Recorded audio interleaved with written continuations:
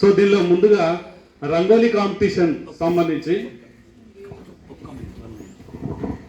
యాక్చువల్గా మేము science fair ఇంత బ్రహ్మాండంగా ఆర్గనైజ్ చేస్తారు అనుకోలేదు. ఆల్రెడీ రెడీమేడ్ మీ దగ్గర ఉండే సమాచారం ఏంటంటే సార్ల దగ్గర క్లాస్ ఫస్ట్ సెకండ్ పిల్లలు అయితే ఉంటారు అనుకుని మేము ఏమనుకున్నామంటే క్లాస్ ఫస్ట్ సెకండ్ అనేటువంటి దానికి మనం ప్లాన్ చేసుకున్నాం. కానీ సైన్స్ డే కదా అని మరి సైన్స్ ఎక్స్పెరిమెంట్స్ ఏమన్నా అరేంజ్ చేయగలరా అని కొంచెం మేము సగం సగం నమ్మకంతోనే అన్నాము.